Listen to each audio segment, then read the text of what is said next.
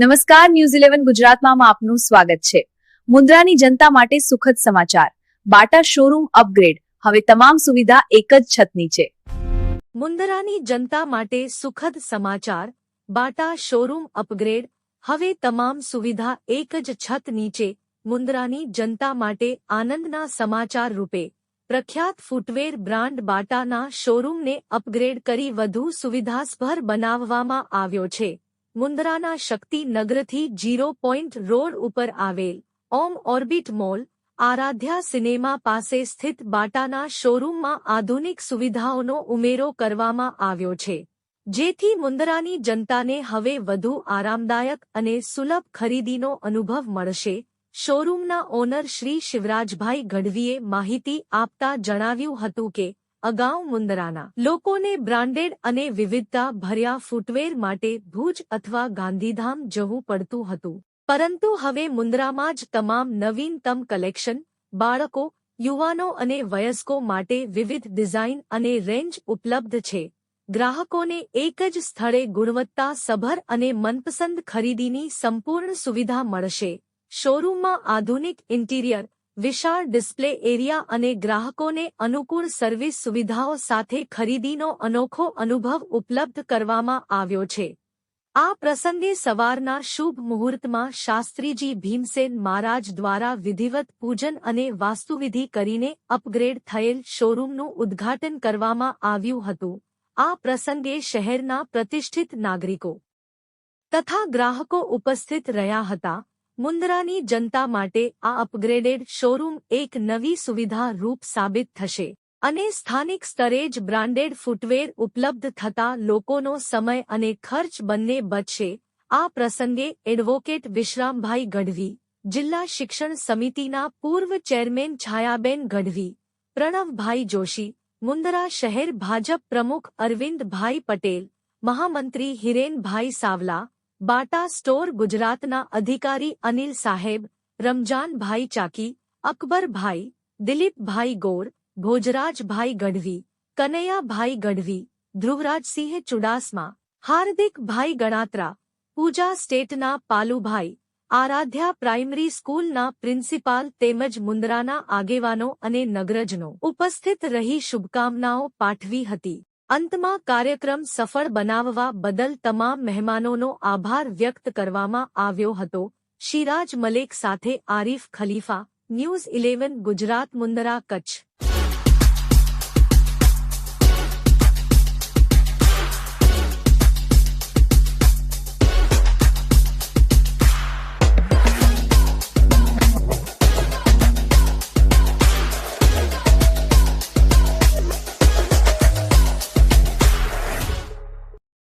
જય હિન્દ દોસ્તો, આજના સમયમાં અપગ્રેડ થવું જરૂરી છે, કારણ કે જે પણ આપણે બિઝનેસ કરતા હોય છે, બિઝનેસને હવે રૂપાંતર એટલે વિશેષ કઈ રીતે કરવું, કારણ કે બિઝનેસમાં આગળ વધવા માટે આ મુન્દ્રા ઔદ્યોગિક સ્થળ છે અને અહીં લોકો ખૂબ બહારથી પણ આવેલા છે, પરંતુ કોકને ક્વોલિટી ખપે, કોકને ક્વોન્ટિટી ખપે। પરંતુ આ બાટાનો શોરૂમ પહેલે તો હતો, પરંતુ હવે એમાં અપગ્રેડ થયું એટલે વિશાળ શોરૂમ બન્યો। ત્યારે શિવરાજભાઈ, મારે એ જાણવું છે કે આપણે કઈ રીતે ખ્યાલ આવ્યો કે આ શોરૂમ આપણે મોટો કરવો જોઈએ?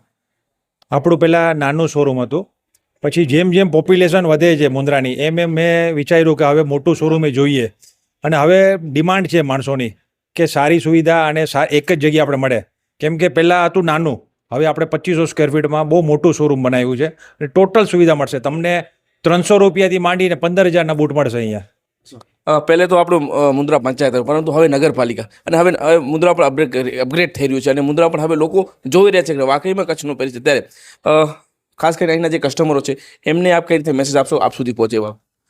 હું બધા મુન્દ્રાના વાસીઓને એક ખાસ નંબર છે કે જે બાટાનો શોરૂમ અહીંયા બનાવ્યું છે, જે ભુજ ગાંધીધામ તમને ધક્કા થતા હતા સારી ચીજ લેવા માટે, એ ખાસ અહીંયા આવો ઓમ ઓર્બિટ મોલમાં, આરાધ્યા સિનેમા, તમને ટોટલ ફેસિલિટી મળશે।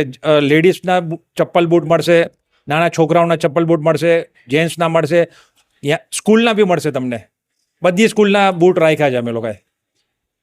ભાઈ પ્રગતિ કરતા હોય ત્યારે એક બહેન એના પ્રગતિને જે નિહાળતા હોય ત્યારે આજુ જોઈ રહ્યો છો કે તમે તમામ ઇવેન્ટમાં સાથે રહેતા હો, તો આપના આશીર્વાદ ભાઈને કેવા પડે?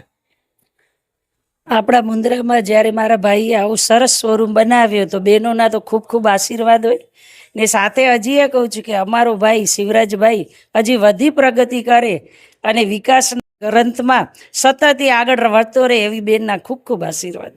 મારા સાહેબ, નોકરી અને ધંધો, નોકરી અને બિઝનેસ, આની શું તફાવત છે? નોકરી અને બિઝનેસ સ્વતંત્ર ધંધો છે. બિઝનેસ જો આમાં નિયમાનુસાર જો આપણે ચાલીએ તો આ વ્યવસાય બહુ ઉત્તમ કહેવાય, સંપૂર્ણ કહેવાય, જેને કહી શકાય. આજે આવું ભવ્યાતિ ભવ્ય શોરૂમનું સવારથી જ આપણે વિધિવત જેને કહી શકાય સંપૂર્ણ વાસ્તુનું પૂજન કરી અને કુળદેવીને યાદ કરીને આપણે આ જ્યારે શિવરાજભાઈએ અહીંયા ઓમ ઓર્બિટમાં મુન્દ્રા એક ઔદ્યોગિક હબ જ્યારે થતું જાય છે ત્યારે એવી જગ્યાએ સંપૂર્ણ વ્યવસ્થા આમાં મળવી એ આવશ્યક છે. તો આ બહુ શોરૂમ ભવ્યાતિ ભવ્ય, નોકરી પણ વ્યવસ્થિત, પણ જે સ્વતંત્ર બિઝનેસ છે એમાં શું છે કે ઘણા બધા ઓપ્શનો છે અને આના માધ્યમથી નોકરીમાં તમે એક જ વ્યક્તિ એક જ જગ્યાએ રહી શકે છે, જ્યારે સ્વતંત્ર ધંધામાં તમારી પાછળ અનેક માણસો જોડાય છે અને બધાને રોજીરોટી આમાં મળતી હોય છે. એટલા માટે સ્વતંત્ર ધંધો વિશેષ એટલા માટે કહેવાય છે. નોકરીમાં એક જ જણો ભરે છે, કરીને ન કરી પછી સહજ રીતે આમ એટલે આના સમય બધાના અપડેટ આવતા હોય છે સહજ રીતે. પછી સેલેરી, પછી સામાન્ય રીતે એનો વડ, અને પછી તનખા, પોતે જ ખાય તનખા, અને સહજ રીતે તો સ્વતંત્ર ધંધો તો વિશેષ જ છે. અને એમાં શિવરાજભાઈ જેવા આવા પ્રતિષ્ઠિત નાગરિકો જ્યારે આવું ભવ્યાતિ ભવ્ય જ્યારે આવા શોરૂમ ખોલતા હોય તો આમાં સામે પણ ઘણા માણસો આમાં જોડાય, બધાની રોજીરોટી ચાલતી હોય છે. એટલા માટે ભગવતી એના પર પૂર્ણ કૃપા રહે એવું અમે હૃદયથી હંમેશા ઈચ્છીએ છીએ. ધન્યવાદ.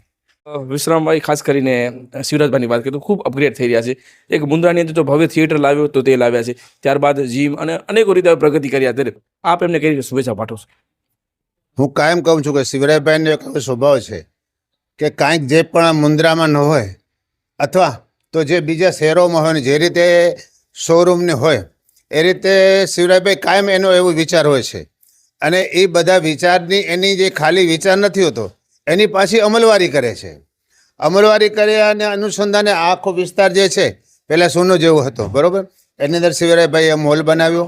મોલ પછી આટલા બધા દુકાનો બનાવ્યા ને એની અંદર પણ નવું કરવાની એની જે નેમ હોય છે ને દર વખતે કાંઈક ને કાંઈક નવું કરે છે. એના અનુસંધાને આજે બાટા શોરૂમ છે આટલો મોટો ભવ્ય, હું એમ કહું છું કદાચ કચ્છમાં આવા બાટાના શોરૂમ બહુ ઓછા હશે. અને એવો જ્યારે અહીંયા આખો ધારો કે દુકાન બન્યો છે ત્યારે અમારો તો પરિવાર છે, અમને તો સ્વાભાવિક છે ખુશી હોય, આશીર્વાદ તો એમની સાથે હોય જ, કારણ કે આશીર્વાદ વગર આ બધું શક્ય નથી. મા ભગવતીના પણ આશીર્વાદ છે અને વડીલોના પણ એના ઉપર આશીર્વાદ ખૂબ છે અને હજી પણ ખૂબ પ્રગતિ કરે એવા બધા અમારા આશીર્વાદ છે. મિત્રો, ક્વોલિટી અને ક્વોન્ટિટી જોવા જઈએ તો ક્વોલિટી નથી મળતી અને ક્વોલિટી જોતી હોય તો ક્વોન્ટિટીની. કારણ કે ઘણા એવા વ્યક્તિઓ મુન્દ્રામાં છે કે જેને સારી વસ્તુ જોઈએ, પરંતુ સારી વસ્તુ મુન્દ્રામાં ક્યાં મળશે? ત્યારે અમારા મિત્ર પ્રણવભાઈ, દિલીપભાઈ અને તમામ ધ્રુવરાજસિંહ અને તમામ કનૈયાભાઈ પણ અહીં આવ્યા છે. ત્યારે મુન્દ્રાની અંદર શોરૂમ અપગ્રેડ થઈ રહ્યા છે. આપણે અત્યાર સુધી ગાંધીધામ, ભુજ, અમદાવાદ જતા હોય છે કંઈક સારી વસ્તુ લેવા માટે, પણ હવે મુન્દ્રામાં પણ જો આવી સારી વસ્તુ મળતી હોય ત્યારે શું કહેશો આપ આમના વાલતા કસ્ટમરોને? સૌ પ્રથમ તો શિવરાજભાઈ અમારા મિત્ર છે અને વર્ષોથી એમને ઓળખું છું, એટલે એમની એક અલગ જ ચોઈસ હોય છે. જ્યારે મુન્દ્રાની અંદર કંઈ નહોતું, એ પણ મુંબઈથી આવ્યા ત્યારથી મારા મિત્ર છે શિવરાજભાઈ.